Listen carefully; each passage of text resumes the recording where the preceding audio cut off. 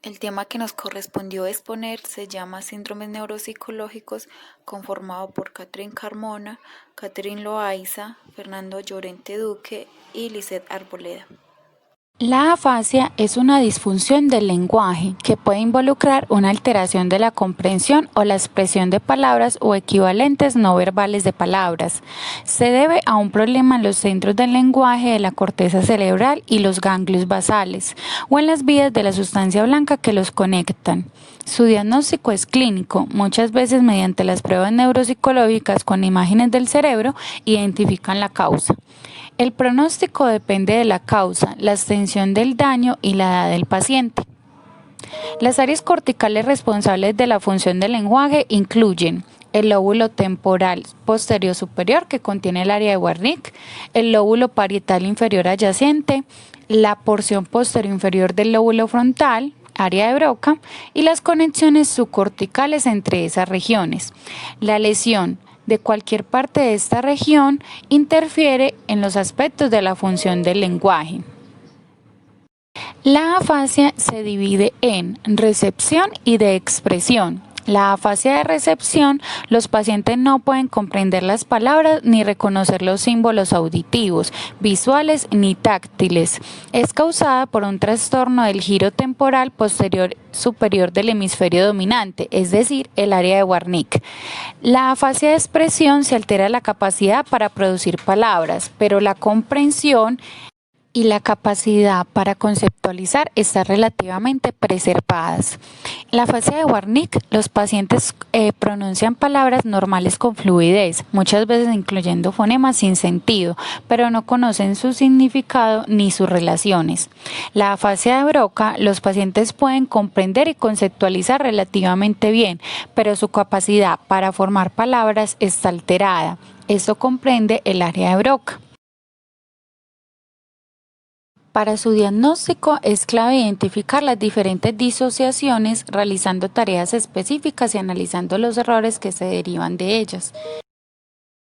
Las baterías que nos permiten llegar a este nivel de análisis son, por ejemplo, la batería beta y la batería EPLA, que están compuestas por diferentes tareas que ponen de manifiesto diferentes procesos del lenguaje.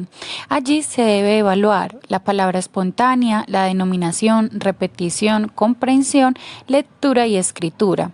La exploración neuropsicológica formal por parte de un neuropsicológico puede detectar niveles más finos de disfunción y ayudar en la planificación del tratamiento y la evaluación del potencial de recuperación.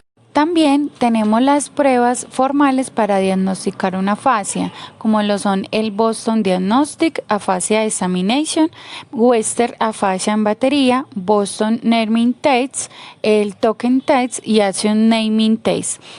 Adicional a estas pruebas aplicadas, como lo son la escala de inteligencia de Wernicke para adultos, prueba de Boston para el diagnóstico de las afasias, la prueba de las fichas, figura compleja de Rey, Osterreid, copia y evocación, prueba de lectura, escritura y cálculo, prueba de denominación de Boston y la prueba de fluidez verbal. Estas son las que se aplican con mayor frecuencia para el diagnóstico de las afasias. Continuamos con la alexia. Este es un trastorno del lenguaje escrito caracterizado por la pérdida parcial o completa de la capacidad de lectura, siendo esta producida por la aparición de algún tipo de lesión cerebral. Dependiendo del tipo de lesión y también de las facultades del lenguaje afectadas, tenemos 4 tipos de alexia, como lo son la literal. El paciente pierde la capacidad de leer y escribir ya que no puede reconocer las letras. La alexia pura o sin agrafía, los sujetos pueden escribir y reconocer las letras, pero no logran secuenciarlas correctamente para formar las palabras. La alexia frontal, relacionada principalmente con la afasia de Broca, los pacientes tienen una lectura agramatical y mal secuenciada. Y la alexia espacial consiste en la aparición de defectos en la lectura por alteraciones espaciales. Este tipo de lesión se deriva de lesiones en términos generales en la parietal derecha, en la parietal izquierda, en la temporal izquierda, en el daño en la arteria cerebral posterior y daño en arteria cerebral media. También se puede determinar posibles causas como lo son los accidentes cerebrovasculares, enfermedades neurodegenerativas y tumores. El diagnóstico, el primer indicativo para un diagnóstico es la zona donde se produce el daño o la lesión. En base a eso, los neurólogos y neuropsicólogos aplicarán pruebas de rastreo y específicas. Estas pruebas suelen describir en tareas de lectura, denominación y orden espacial. En las primeras pruebas se intentan estipular en qué grado se ve afectada la capacidad de lectura. Son pruebas rápidas y generales que tienen por objetivo dar pistas sobre los síntomas. Estas son pruebas de rastreo. Y las pruebas específicas, dependiendo del tipo de lección y el resultado de las pruebas de rastreo, se aplicarán pruebas específicas para dar con el tipo de alexia que presenta el paciente. Continuamos con la agrafía. Este es un defecto adquirido en la escritura como consecuencia de una lesión cerebral. Tiende a correlacionarse estrechamente con los cuadros afásicos que explicábamos al inicio. Es decir, el defecto en el lenguaje oral se manifiesta igualmente en la escritura. Pacientes con afasia de Broca presentan una escritura agramática, en tanto que las afasias posteriores se manifiestan en cambios literales en la escritura, pérdida del contenido semántico. Existen diferentes tipos de agrafías, como lo están las agrafías afásicas, que son la no fuente, la fuente, alexia con agrafía, agrafía práxica, agrafía pura, y las agrafías no afásicas, como lo son las agrafías motoras, paréticas, hipocinéticas y perquinéticas, que son agrafías visoespaciales. La agrafía se encuentra clasificada, pero se generaliza teniendo en cuenta que la escritura depende de un complejo de habilidades motoras y espaciales.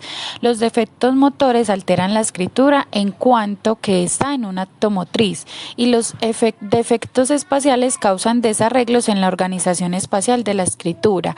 Por tanto, todos se generalizan en que son defectos en la producción de la escritura. Su diagnóstico es diferencial y existen diferentes pruebas que el psicólogo puede aplicar, como lo son el Inteligencia Scale, el Test of Visual Motor Integration, el Bender Gestalt Visual Motor, el Jordan Left Reservoir y el Hastert Reiter Neuropsicólogo Batería. Estos nos permiten diagnosticar el nivel de escritura y clasificar la agrafía.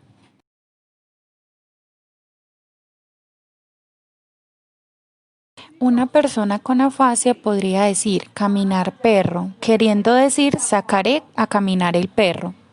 En la alexia, la lectura es muy lenta y las letras suelen confundirse. Por leer elle, deben de leer e, i, e. En la agrafía se altera la alteración correcta durante la escritura, secuencial correcta durante la misma, y se permite identificar letras en desorden o copiadas de una manera diferente. Acalculia es un trastorno que imposibilita comprender cálculos debido a una patología cerebral. Existen dos tipos de acalculia, primaria y secundarias. En la primaria imposibilita realizar cálculos aritméticos y pérdida del sentido computacional. La acalculia secundaria se divide en varias categorías y son acalculia fásica, que son problemas de cálculo derivados de problemas lingüísticos. Acalculia léxica, esa se relaciona con dificultades de lectura. Acalculia gráfica, esta aparece como consecuencia de la incapacidad de escribir. Y acalculia frontal, errores de cálculo en efecto de distintos síntomas propios de lesiones frontales. Para el diagnóstico es fundamental realizar evaluación neuropsicológica inicial para poder destacar alteraciones neurocognitivas amplias que podrían justificar una acalculia secundaria. Luego se procederá a evaluar lectura y escritura de números y la capacidad de cálculo y problemas aritméticos. Agnosia es la incapacidad para identificar la información que llega a través de los sentidos. Es un trastorno neurológico que causa la pérdida de reconocer cualquier persona, objeto y sonido familiar, o la capacidad de comprender el significado de cualquier objeto. La agnosia solo afecta una modalidad única, como la visión o la audición. Tipos de agnosias: agnosia visual, agnosia auditiva y agnosia táctil. Para el diagnóstico de un individuo con agnosia, se debe ver que el paciente tiene habilidades intactas de lenguaje, respuesta a estímulos e inteligencia, pero sufre una pérdida de sensación. Su evaluación es médica y se realiza pruebas estandarizadas de función cerebrales, que incluye pruebas neuropsicológicas para diagnosticar la agnosia con mayor precisión. Agnosias visuales. La agnosia visual es un trastorno perceptivo adquirido por daños cerebrales, en el que la persona afectada es incapaz de reconocer a través de la vista los estímulos que antes de la lesión sí podía identificar. A pesar de conservar la sensación visual, no hay ceguera, y a pesar de reconocer a través de otros sentidos, como el tacto o el oído, esas personas ven pero no entienden lo que ven, porque el cerebro no llega a construir una imagen global coherente. Existen varios tipos de agnosias visuales que más adelante mis compañeros van a profundizar, y son agnosia para objetos, agnosia al color, agnosia perceptiva, agnosia asociativa y prosopagnosia. Bueno, les voy a hablar un poquito sobre la agnosia para los objetos. La alteración en el reconocimiento de objetos se refiere a la imposibilidad de reconocer los objetos de forma inmediata y sintética, a partir de cierta cantidad de informaciones visuales simultáneas, o bien a la incapacidad de ascribir significado a un objeto percibido. Pueden existir agnosias para las figuras que no permiten discriminar las figuras geométricas elementales, lo que son círculos, cuadrados, triángulos, lo que explica la incapacidad de identificar las percepciones más elaboradas, lo que son objetos e imágenes. Ese déficit puede concebirse como un problema sensorial o como una variedad de agnosia aperceptiva. Es necesaria la preservación de la sensorialidad visual para individualizar una agnosia visual, pero un examen exhaustivo de la visión en estos pacientes puede ser difícil y, en presencia de una anomalía de la misma, es necesario determinar si ella sola puede explicar el déficit del reconocimiento visual. Se ha de disponer al menos de una medida de agudeza visual, de una perimetría que pueda mostrar una hemianopsia lateral homónima, o de un registro del nistagmo optocinético, que puede ser normal o asimétrico. Los potenciales evocados visuales normales o unilateralmente alterados no permiten excluir una ceguera cortical. Agnosia al color. La agnosia al color o trastorno en el reconocimiento inmediato de colores puede determinarse a partir de identificación y pareamiento de colores, clasificación de piezas de color levemente diferentes, evocación de colores asociados a los objetos o pareamientos de color-objeto. En la agnosia al color se altera el reconocimiento de color como atributo específico de los objetos. Generalmente, este trastorno se presenta asociado a la agnosia para objetos y a menudo implica problemas relativos del campo visual. No se trata de un defecto de la percepción cromática, sino de una dificultad específica para entender la significación de colores en relación con los otros objetos, o compromiso de la representación mental de color, por lo regular a consecuencia de lesiones posteriores del hemisferio izquierdo. La agnosia al color designa la incapacidad para denominar o designar colores, aunque la percepción es correcta y los tests de colorear dibujos y emparejar colores y objetos se realicen bien.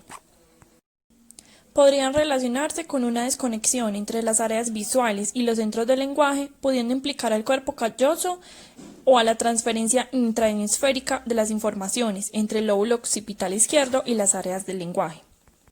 En conclusión, es un trastorno que corresponde al reconocimiento inmediato de los colores primarios, se agrava aún en las combinaciones de colores, se afecta la identificación y la clasificación de objetos. Bueno, yo les voy a hablar de las agnosias aperceptiva, que es básicamente la incapacidad de reconocer un objeto debido a la incapacidad también de determinar su forma. Es decir, el sujeto no es capaz de determinar el objeto que se le está mostrando debido a que mentalmente no puede definir la forma que tiene este objeto. Entonces, digamos acá con este ejemplo, si yo le muestro una manzana y le digo que haga un dibujo o lo trate de copiar por medio de un dibujo, el sujeto va a tender a hacer un dibujo totalmente distinto, porque como lo vemos acá no define formas.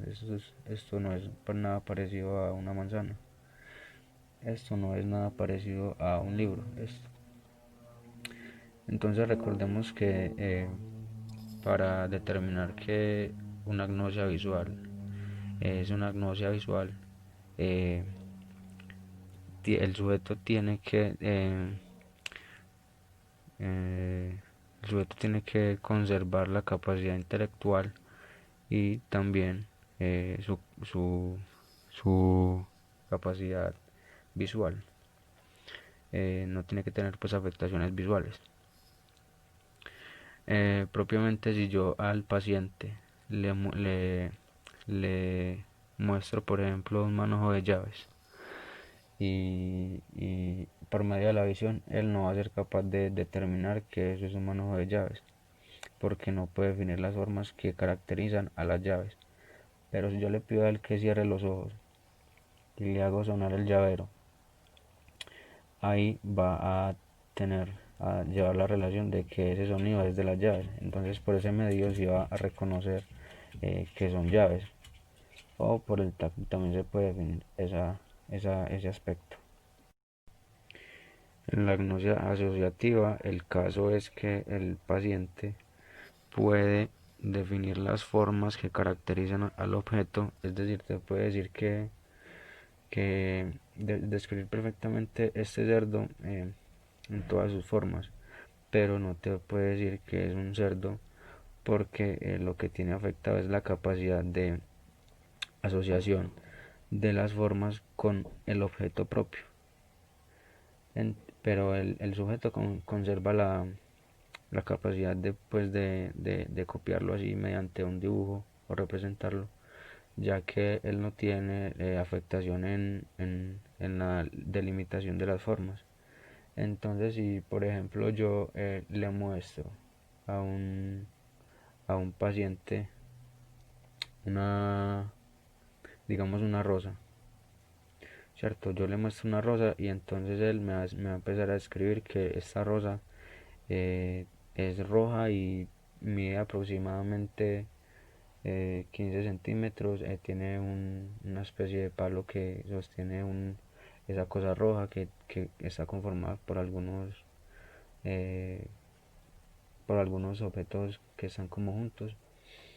Pero entonces yo le pregunto, ¿qué es esto? Él no va a decirme que es una rosa, porque no tiene esa capacidad de asociación de las formas con la semántica o el significado que tiene esto en relación al objeto que es.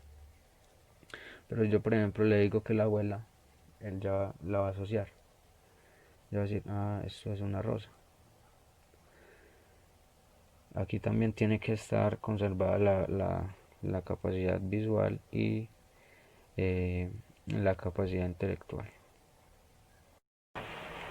Bueno, la prosopagnosia es la incapacidad para identificar o reconocer rostros conocidos o que ya habías identificado o aprendido previamente. Entonces, las personas que padecen prosopagnosia tienen dificultad para reconocer a personas muy famosas, es decir, personas famosas que la mayoría de gente conoce, a miembros de su propia familia o a personas que ya haya conocido hace algún tiempecito.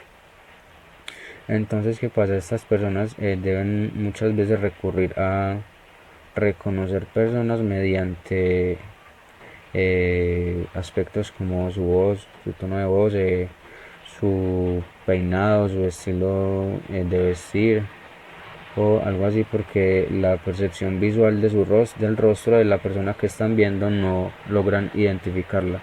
Entonces tú le pones a un paciente la foto, por ejemplo, de Obama. Entonces el paciente va a empezar a describirte que él tiene una piel morena, que él tiene un cabello medio gris, Y entonces ya finalmente tú le preguntas que quién es la persona de la que está hablando y no vas a saber quién es, o sea, no te va a saber relacionar esos aspectos con una persona. Asimismo pasa con los miembros de su familia o hasta en casos más graves, él hasta mirándose al espejo ya deja de reconocer su propio rostro, pero eso ya sería en casos graves. Entonces, ¿qué pasa? Para hacer el diagnóstico es importante que le pongamos al paciente varias imágenes de personas famosas para que haga el reconocimiento del rostro y a miembros de su familia que eh, pues que se suponga que él deba obviamente identificar porque son muy cercanos a él. Ya se procederá a hacer el análisis de si el paciente logra identificarlos o no mediante imágenes pues bueno, ya se sacarán las conclusiones que ya no propiamente diagnósticas. Entonces, cabe destacar que una persona con prosopagnosia debe conservar la capacidad intelectual. Tras haber expuesto dichos temas, podemos concluir que los síndromes neuropsicológicos generalmente tienen 4 causales, como lo son los ACV, las enfermedades neurodegenerativas, los tumores, los traumas craneoencefálicos. Esos afectan principalmente a la esfera cognitiva, como lo es la memoria, el lenguaje, la percepción, entre otros. Es fundamental que el evaluador tenga en cuenta todos los componentes que se desarrollan en la producción y comprensión de las habilidades que afectan dichos trastornos. Por lo tanto, la valoración cualitativa es muy importante, ya que de acuerdo a los resultados de cada test, comprende un tipo específico de trastorno. Muchas gracias.